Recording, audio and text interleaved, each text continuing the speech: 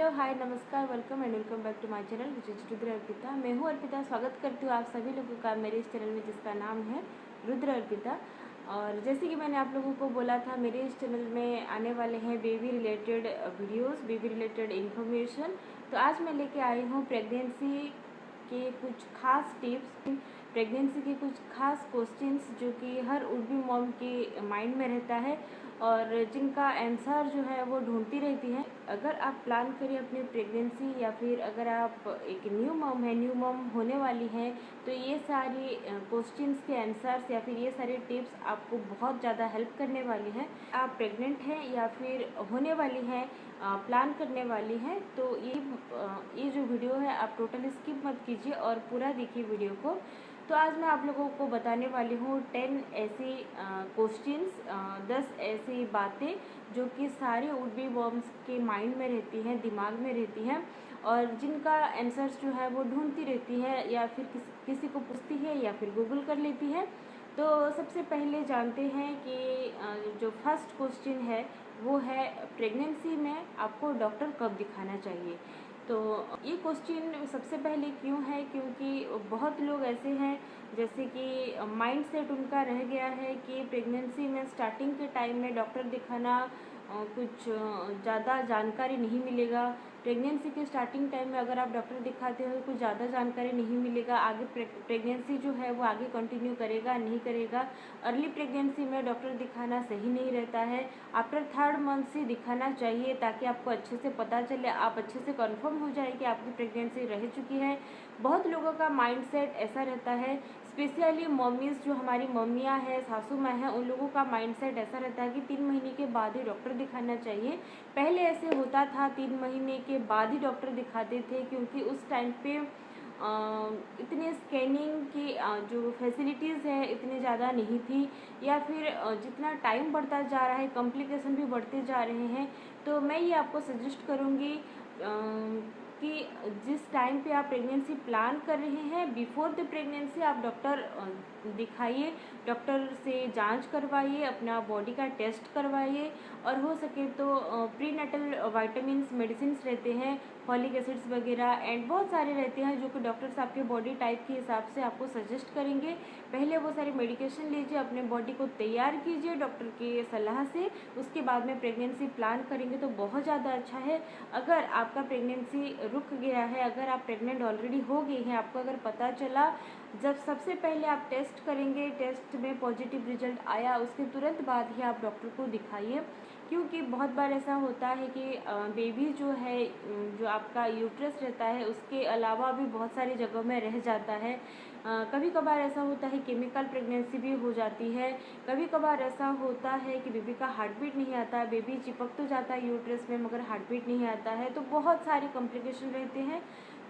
या फिर आपका बेबी कंसीव भी हो गया है, अच्छे से रह भी गया है, आपके अगर हार्मोन्स की प्रॉब्लम है, अगर आपकी हिस्ट्री में मिसकैरेज वगैरह है, तो आपके आने वाले दिनों में मिसकैरेज के चांसेस है, तो आप अगर डॉक्टर दिखाएंगे तो आपको प्रेगनेंसी में सपोर्ट करने वाले हार्मोन्स की मेडिसिन इंजेक्शंस भी डॉक्टर देंगे।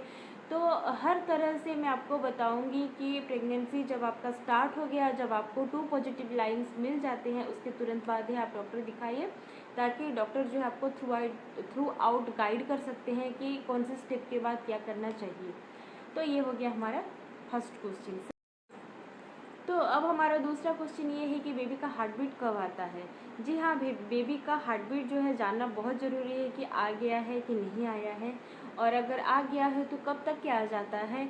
बहुत लोग मानते हैं, जैसे कि मैंने बोला कि 3rd महीने के बाद, तीसरा महीने के बाद ही डॉक्टर दिखाना चाहिए। कुछ ऐसे लोगों के माइंड में सेट रहता है कि इतने जल्दी बेबी का हार्ट बीट नहीं आ सकता है, बेबी का हार्ट बीट जो है बहुत लेट में आता है, बेबी में जो जीवन बोलते हैं वो बहुत लेट में आता है। तो ऐसा नहीं है, बेबी का हार्ट बीट जो है 6th वीक से स्टार्ट हो जाता है। अगर आप अच्छे से स्कैन करेंगे, ट्रांसवेजाइनल अल्ट्रासाउंड अगर आप करेंगे तो आपको पता चल जाएगा बेबी का हार्ट बीट जो है 6th वीक या फिर 7th वीक में आपको दिख जाएगा अच्छे से। हमारा बेबी जो है वो 6th वीक में अच्छे से जो सेट हो जाता है और उसका हार्ट जो है वो काम करने लगता है। आपको दिख भी जाएगा, आपके स्कैनिंग में बेबी का हार्ट बीट जो है वो स्टार्ट हो जाता है 6th वीक से ही।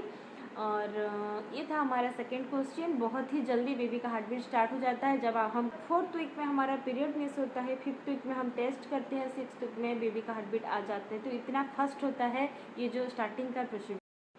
तो तीसरा क्वेश्चन ये है कि शुड आई डू वर्कआउट, मुझे वर्कआउट कुछ करना चाहिए या फिर वॉकिंग करना चाहिए या नहीं चाहिए।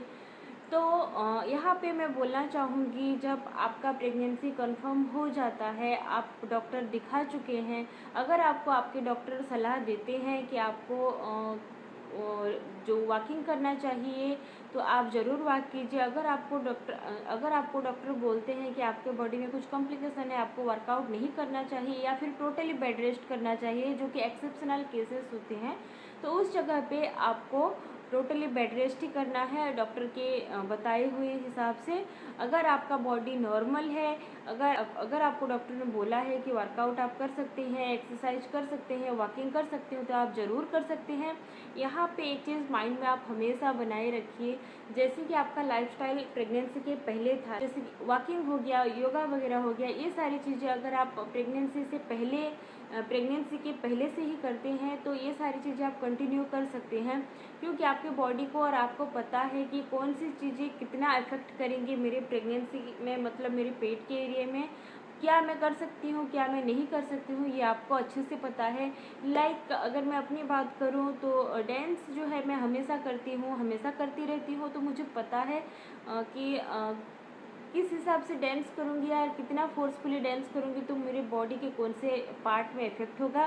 थ्रू आउट प्रेगनेंसी मैंने डांस किया है तो मुझे वो हार्मफुल नहीं लगा, मगर मुझे पता था कि कौन से तरह के डांस स्टेप मुझे करना है।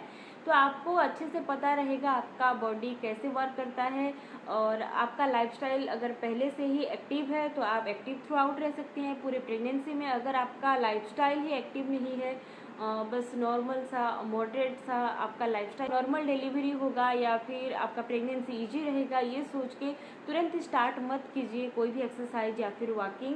अगर आप वॉकिंग भी स्टार्ट करते हैं तो धीरे धीरे करके स्टार्ट कीजिए और प्रेगनेंसी के स्टार्टिंग से ही स्टार्ट कीजिए। अगर आप वेट करेंगे 4 महीना 5 महीने के बाद में तो वो ज़्यादा रिस्की हो जाएगा। जो भी आप एक्सरसाइज हो गया, योगा हो गया, प्रेगनेंसी के टाइम में कर रहे हैं वो स्टार्टिंग से ही कीजिए और धीरे करके आपके बॉडी में एडजस्ट हो जाएगा, तो वो आपके लिए और आपके बेबी के लिए अच्छा रहे। फोर्थ क्वेश्चन नंबर 4 ये है कि बेबी का मूवमेंट मम्मी को कब पता चलता है। जी हाँ, ये बहुत ही ज़्यादा एक्साइटेड फेज़ रहता है लाइफ का। एक लेडी जो माँ बनती है या माँ बनने वाली होती है वही फील कर सकती है कि वो पल कैसे होते हैं।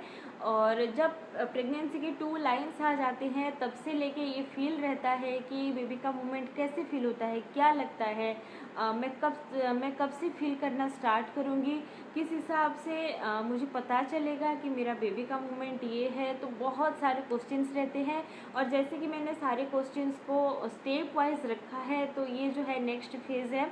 बेबी का मूवमेंट जो है पता चलता है 5 महीने आप ले लीजिए 5th मंथ में, कभी कभार एक्सेप्शनल केस में 4.5 महीने से भी पता चल जाता है। वो डिपेंड करता है टोटली आपके बॉडी के ऊपर। अगर आप अपने बॉडी को समझती हैं, अगर आपका बॉडी ऐसा है कि आपको पता चल जाएगा तो आपको बहुत जल्दी भी पता चल जाता है। जो लोग सेकेंड टाइम मॉम बन रहे हैं उनके लिए थोड़ा इजी है जानना, वो 4 महीना स्टार्टिंग से उनको पता चल जाता है। अगर आप न्यू मॉम है तो आपको थोड़ा सा टाइम लगेगा पता करने के लिए, समझने के लिए कि आपका बेबी का मूवमेंट क्या है। मेरे केस में 4.5 महीने से मुझे पता चल गया था मेरे बेबी का मूवमेंट। एंड अगर आपका बेबी एक्टिव है तो आपको बहुत जल्द पता चल जाएगा। वो मूवमेंट कैसे होते हैं, कैसे आप उसको फील कर सकते हैं, ये मैं आपको बता सकती हूँ, क्योंकि रिसेंटली मैं एक मॉम बनी हूँ तो मुझे पता है अच्छे से।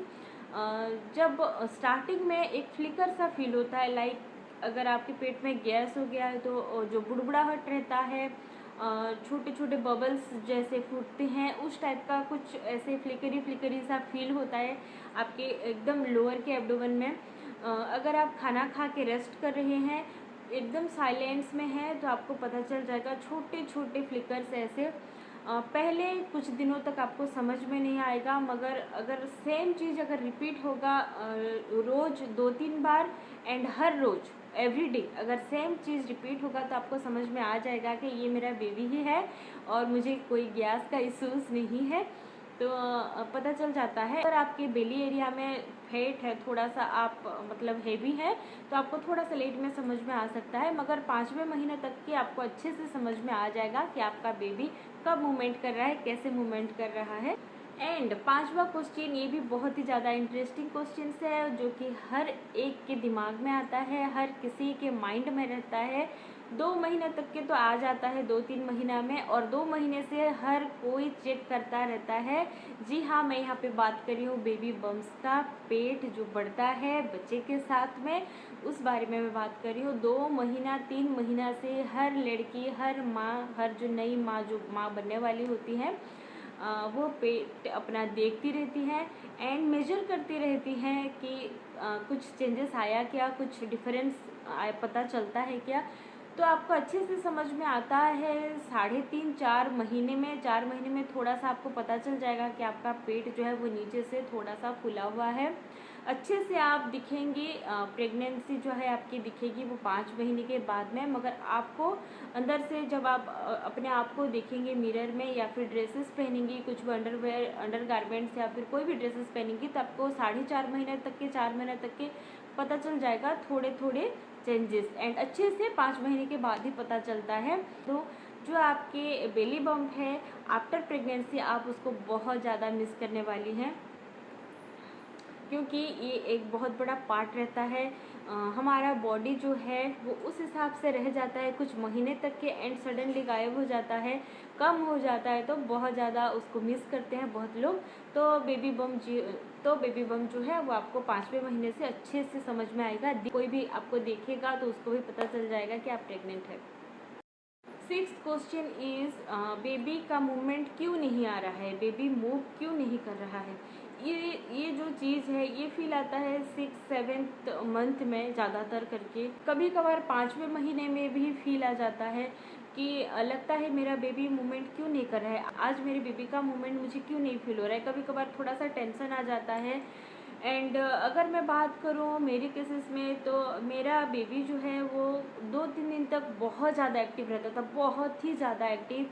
एंड ऐसा होता था कि बीच में 1 दिन 2 दिन वो थोड़ा सा स्लो हो जाता था, तो मुझे समझने के लिए थोड़ा टाइम खुद को देना होता था। बैठती थी, सोचती थी कि बेबी मूवमेंट क्यों नहीं कर रहा है, क्या करूँ तो मूवमेंट करेगा। तो ऐसा होता रहता है, ये कोई ज़्यादा परेशानी वाली बात नहीं है। अगर आपको समझना है, अगर आप समझना चाहती है, तो आप कुछ खाना खा के थोड़ा टाइम स्पेंड कीजिए, अकेले में चुपचाप बैठिए या फिर सो जाइए।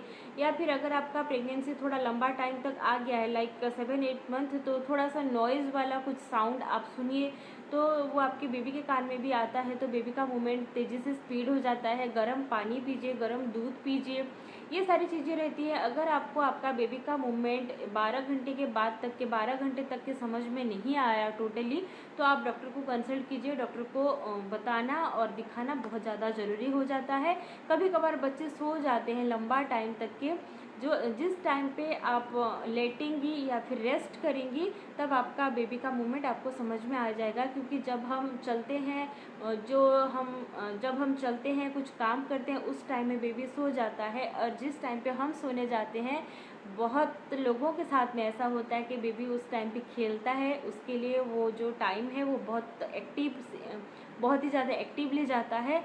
तो अगर आपको समझ में नहीं आता है, कुछ खाना खा के थोड़ा टाइम रेस्ट कर लीजिए अकेले में, विदाउट एनी साउंड, तो आपको अच्छे से समझ में आ जाएगा। 7वां क्वेश्चन ये है कि प्रेगनेंसी के बाद बेबी के लिए ऐसी कौन कौन सी चीज़ें हैं जो कि बहुत ज़्यादा ज़रूरी है, बहुत ही ज़्यादा ज़रूरी है और मुझे ख़रीदना चाहिए, ऐसी कौन कौन सी चीज़ें हैं। तो ये सारी चीज़ें आती हैं 6-7 मंथ में ही आ जाती हैं एक माँ के माइंड में, और वो ढूंढना स्टार्ट कर देती है। जैसे बोलते हैं कि नेस्टिंग इसको बोलते हैं, जैसे इसको नेस्टिंग बोलते हैं। माँ जब एक पक्षी भी जिस टाइम पे अंडा देने वाली होती है, उस टाइम पे वो अपना नेस्ट बनाती है, घोंसला बनाती है, वो एरिया को प्रिपेयर करती है अपने बच्चों के लिए। ऐसे एक माँ के अंदर अपने आप में ही आ जाता है सारी चीज़ों को ढूंढना, किसी को पूछना, समझना कि क्या मुझे चाहिए मेरे बेबी के लिए। तो ये सारी चीज़ें आ जाती है 6-7 मंथ में। तो बहुत सारे लोग शॉपिंग नहीं करते हैं, पहले नहीं भी करना चाहिए, मेरा मानना ये है। मगर आप एक लिस्ट माइंड में बना के रखिए कि कौन कौन सी चीज़ें जो है बहुत ही ज़्यादा ज़रूरी है। लाइक आपके बेबी अगर विंटर में पैदा होने वाला है, तो विंटर की सारी जो चीज़ें रिक्वायर्ड चीज़ें हैं, अगर आपका बेबी समर में पैदा होने वाला है तो समरी चीज़ें, कॉटन क्लोथ्स, ये सारी चीज़ें आप माइंड में सेट करके पूरा लिस्ट बना के रेडी रहिए।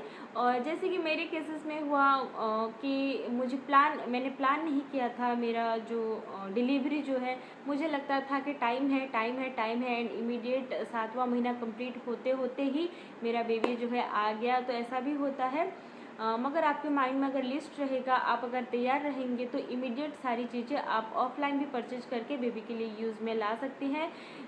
ये बात मैं आपको बोलना चाहूँगी कि it's more like a information collecting thing. आपको पहले से ही तैयार रहना है, सारी इन्फॉर्मेशन लेके, सारी चीज़ों को समझ के, एंड जितना हो सके रिसर्च कीजिए, जितना हो सके फॉलो कीजिए सारी चीज़ों को। अगर हो सके तो बड़ों को पूछिए, डॉक्टर्स को पूछिए, एंड तैयार रहिए अपने बेबी के लिए कि आपको अच्छे से उसका वेलकम करना है, अच्छे से उसका केयर करना है। तो ये हो गया मेरा 7वां क्वेश्चन। 8वां क्वेश्चन जो है वो है कब मुझे पता चलेगा कि this is the right time, baby अब आने वाला है। तो ये भी एक डर रहता है, एक टेंशन सा रहता है कि मुझे कब समझ में आएगा। बड़ों को पूछते हैं हम लोग, मम्मियों को, सासू माँ को पूछते रहते हैं कि समझ में कब आता है, कब लगता है कि अभी आने वाला है, किस टाइम पे हमें डॉक्टर के पास जाना चाहिए। तो ये बहुत सारे क्वेश्चंस, बहुत ही ज़्यादा क्वेश्चंस माइंड में रहते हैं। तो यहाँ पे मैं आपको बोलना चाहूँगी, हर एक का केस अलग होता है, हर एक का बॉडी अलग होता है। कुछ लोगों को जो है फेक लेबर पेन भी आते हैं, जो कि फॉल्स लेबर पेन उसको बोला जाता है। तो थ्रू आउट प्रेगनेंसी एंड उस स्पेशली जो लास्ट के 2 महीना है, 8th एंड 9th मंथ, आप डॉक्टर का फ़ोन नंबर रखिए अपने पास में। और पॉसिबल होता है तो किसी के साथ में रहिए, लाइक मम्मी हो गए, सासू माँ हो गए, ऐसे बड़े अगर पास में हैं तो बहुत अच्छा है। मेरे केसेस में पास में कोई नहीं था, मगर घर पे कोई नहीं था, मैं और मेरे हस्बैंड थे, मगर पास में मेरी मम्मी रहती हैं, तो इसीलिए मुझे हेल्प हो गया। मेरा जो बर्थ के टाइम, बेबी बर्थ के टाइम मेरा जो वाटर ब्रेकेज हो गया था अर्ली स्टेज में, आई मीन प्रीमेच्योर था मेरा बेबी। तो ऐसे सारी दिक्कतें आती रहती हैं। राइट टाइम ऐसा कुछ नहीं होता है, किसी भी टाइम, किसी भी मोमेंट में आपको पेन आ सकता है, किसी भी टाइम में आपका जो है वाटर ब्रेक हो सकता है। आपको रेडी रहना है, डॉक्टर का नंबर रखे रहना है। अगर आप एक डॉक्टर को दिखाती हैं, एक गायनेकोलॉजिस्ट को, तो ऑप्शन में कोई दूसरा डॉक्टर भी आप रखिए, क्योंकि हो सकता है किसी भी टाइम वो डॉक्टर अवेलेबल ना हो जिस टाइम पे आपकी इमरजेंसी है। तो आप एक दूसरे डॉक्टर का भी ऑप्शन आप ज़रूर रखें अपने पास में, एंड हमेशा रेडी रहिए। क्वेश्चन नंबर 9, नॉर्मल डिलीवरी होगा या सी सेक्शन होगा। तो बहुत सारी लेडीज़ को ये जो क्वेश्चन है वो प्रॉब्लम देता है, टेंशन में आ जाते हैं। नॉर्मल डिलीवरी अच्छा है या सी सेक्शन अच्छा है। नॉर्मल डिलीवरी में एक माँ जो है नेचुरली अपने बेबी को बर्थ देती है। सी सेक्शन जो है वो तो पेन नहीं होता है, अपने आप में से इजीली एनेस्थीसिया दे के बेबी को निकाला जाता है। तो ऐसे भी केसेस में होते हैं कि एक मदर को गिल्ट फील होता है, अगर मैं नेचुरली बर्थ ना दूँ तो क्या मैं एक अच्छी माँ नहीं हो सकती। ऐसे भी थिंकिंग आते हैं, एंड बहुत लोगों के माइंड में आता है क्या मैं नॉर्मल डिलीवरी के लिए, मेरा बॉडी रेडी है, क्या मैं नॉर्मल डिलीवरी कर सकती हूँ, या फिर सी सेक्शन ही मेरे लिए बेस्ट है। बहुत लोग सोचते हैं कि नॉर्मल डिलीवरी तो ऑप्शन ही नहीं है, मुझे तो करना ही नहीं है, मैं तो सी सेक्शन में ही जाऊँगी।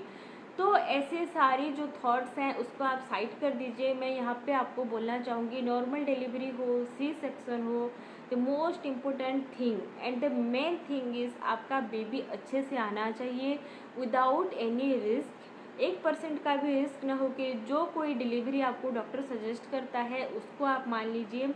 दोनों ही डिलीवरी पेनफुल हैं, ऐसा नहीं है कि कोई एक डिलीवरी बहुत ही अच्छे से हो जाता है और एक डिलीवरी जो है बहुत ज़्यादा पेनफुल है। दोनों का खुद का अलग अलग जर्नी है।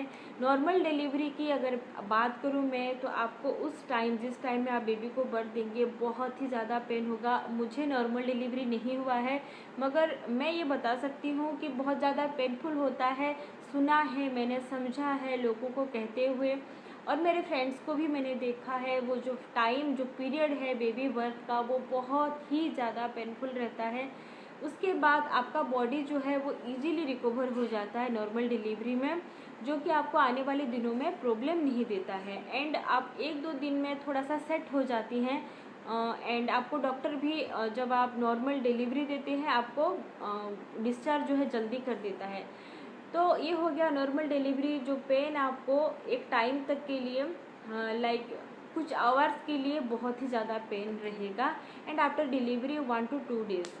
यहाँ पे अगर मैं बात करूँ सी सेक्शन की, तो जिस टाइम पे आप को सी सेक्शन के लिए आपको लिया जाएगा, तैयार किया जाएगा, आपको उतना कुछ पता नहीं चलेगा, बेबी हो जाएगा आपको पता नहीं चलेगा। बेबी होने के बाद में थोड़ा सा पेन होता है, क्योंकि आपको आपके जो बॉडी है, आपके बॉडी को 8 लेयर्स में काटा जाता है, जो कि सुनने में और समझने में ही इतना ज़्यादा डरावना लगता है। पता नहीं चलता है क्योंकि आपको एनेस्थीसिया का इफेक्ट रहता है, इसीलिए पता नहीं चलता है। मगर ऑपरेशन के बाद ही लाइक 1 घंटे के बाद में ही पेन स्टार्ट हो जाता है। तो वो जो पेन है वो उतना ज़्यादा नॉर्मल डिलीवरी वाला पेन नहीं है कि जिसको आप बियर नहीं कर सकते। आपको थ्रू आउट पेन क्लियर के इंजेक्शन दिए जाते हैं, मगर जो है सी सेक्शन में आपका जो बॉडी है उसको रिकवर होने में बहुत टाइम लगता है। एंड बहुत सारे केसेस में आपको लाइफ टाइम के लिए बैक पेन रह जाता है। वेट लिफ्टिंग आप नहीं कर सकते हैं। आपका जो बॉडी है वो नॉर्मल लेडीज़ से थोड़ा सा चेंज हो जाता है आजकल, क्योंकि बहुत सारे वर्कआउट, योगा, ऐसी सारी चीज़ें आ गई हैं, तो आप रिकवर जल्दी कर लेंगे। मगर जो आपका बॉडी है उसको टाइम लगता है रिकवर होने में। लाइक नॉर्मल डिलीवरी मॉम्स के हिसाब से आपका अगर सी सेक्शन हुआ है तो आपको टाइम लगेगा। एंड हो सकता है तो कुछ इश्यूज आपको लाइफ टाइम के लिए भी रह जाएंगी। तो दोनों के दोनों कॉम्प्लिकेटेड है, दोनों के दोनों पेनफुल है, मगर दोनों के दोनों ब्यूटीफुल है। आप नॉर्मल डिलीवरी से बेबी को बर्थ दीजिए या सी सेक्शन में आप माँ बच्चे को पैदा करने से नहीं, बच्चे को कैसे बड़ा करते हैं उस हिसाब से जानी जाएंगी कि आप कैसी माँ। एंड यहाँ पे एक लास्ट क्वेश्चन मैं लेती हूँ, 10 नंबर क्वेश्चन जो है, क्या मैं मेरे अपने शेप लाइक प्रेगनेंसी के पहले वाले शेप में आ पाऊँगी? क्या मैं अपने नेचुरल बॉडी वापस पा सकती हूँ? क्या अपना नेचुरल शेप जो है क्या मुझे वो वापस मिल सकता है? जो सारे बॉडी में रेसेस हैं, दाग हैं, निशान हैं एंड स्ट्रेच मार्क्स हैं, क्या मैं इससे उभर पाऊँगी? तो पहले के ज़माने में इश्यूज़ नहीं थे, पहले कुछ टाइम तक के इश्यूज़ नहीं थे। आजकल ये जो इश्यूज़ है वो बहुत ज़्यादा इम्पोर्टेंट है, क्योंकि लोगों को समझ में भी आ गया है कि बॉडी का फिट रहना एंड अच्छा दिखना कितना ज़रूरी है। तो हर किसी के माइंड में ये रहता है कि क्या मुझे वो मेरा शेप एंड फिगर जो है वापस मिल जाएगा। तो मैं ये बोलना चाहूँगी कि जिस टाइम पे आप प्रेग्नेंट हैं उस टाइम पे ये सोचना आप छोड़ दीजिए। हर कोई अपना शेप पा सकता है। पूरा जो है आप 20s में जैसी थी वैसे तो नहीं हो सकती ओब्वियसली, मगर जो आपका नेचुरल एक नॉर्मल बॉडी जैसा रहना चाहिए, एक नॉर्मल फिगर जैसा रहना चाहिए, वो आप पा सकते हैं। जो वेट एक्स्ट्रा हम लोगों ने गेन किया रहता है बेबी की डिलीवरी एंड डिलीवरी के बाद किसी किसी लोगों को और ज़्यादा वेट गेन हो जाता है, तो आप वापस से अपने शेप में आ सकती हैं। उसके लिए बहुत ज़्यादा टाइम है। एंड ये जो टाइम है अभी ये सोचने का तो बिल्कुल भी नहीं है कि आपको अपने शेप में आना है या नहीं आना है, कब आना है, कैसे आना है, आ भी सकती हैं या नहीं आ सकती हैं। ये जो क्वेश्चन है ये अभी के लिए इसका टाइमिंग रॉन्ग है। अभी आपको ये सोचना है कि बेबी के साथ मुझे कैसे कैसे टाइम स्पेंड करना है, कैसे मैं अपने बच्चे को बड़ा करूं, कैसे मैं सारी चीज़ों को मैनेज करूं, टाइम को कैसे मैनेज करूं, क्योंकि आपका जो फिगर है वो अपने आप में ही सही होता होता होता होता जाएगा। उसके लिए आपको टेंशन लेने की कोई ज़रूरत नहीं है। अच्छा खाना खाइए, अच्छे से रहिए एंड एक्टिव रहिए, यही मैं आप लोगों को बोलना चाहूँगी। एंड इसी के साथ में मेरा ये जो प्रेगनेंसी के क्वेश्चंस हैं एंड टिप्स हैं, 10th टिप्स मैं यहाँ पे बोलना चाहूँगी, ये यहाँ पे कंप्लीट होता है। एंड आई होप कि आप लोगों को हेल्प मिली हो, कुछ आइडियाज़ मिला हो। इसके अलावा भी अगर आपके माइंड में कुछ है प्रेगनेंसी या फिर baby related, you can ask me, you can comment me down. And आने वाले दिनों में मैं जो प्रेगनेंसी का फेज़ था इसको कवर करने के बाद नेक्स्ट जो मैं फेज़ कवर करूँगी वो है पोस्टपार्टम आफ्टर डिलीवरी। जैसे कि मुझे सी सेक्शन हुआ था, सी सेक्शन में मेरा बेबी हुआ था, तो मुझे एक्सपीरियंस है बहुत अच्छे से सी सेक्शन कैसे होता है इसका मैं टोटली एक्सपीरियंस शेयर कर सकती हूँ। तो आने वाले दिनों में मैं उसका एक वीडियो यहाँ पे बना के पोस्ट कर दूँगी। एंड यहाँ पे मैं बता दूँ प्रेगनेंसी में स्ट्रेच मार्क्स कैसे नहीं होंगे उसका भी वीडियो आने वाला है बहुत जल्द। मुझे जो है स्ट्रेच मार्क्स का बिल्कुल भी इशूज़ नहीं था, क्यों नहीं था, कैसे नहीं आया, इसका मैं एक वीडियो डालूंगी। और कोई टॉपिक अगर आपके पास में है, कुछ क्वेश्चंस है, यू कैन आस्क मी। और अभी के लिए मैं वीडियो को यहीं पे एंड करती हूँ। आप लोगों से मिलती हूँ बहुत जल्द एक नए डेली ब्लॉग के साथ में, या फिर कुछ इंफॉर्मेटिव प्रोडक्ट रिव्यूज़, या फिर baby information, pregnancy related anything, उसके साथ में मैं आप लोगों के साथ में जल्दी मिलती हूँ और यहाँ पे वीडियो को एंड करती हूँ। तब तक के लिए bye bye and take care.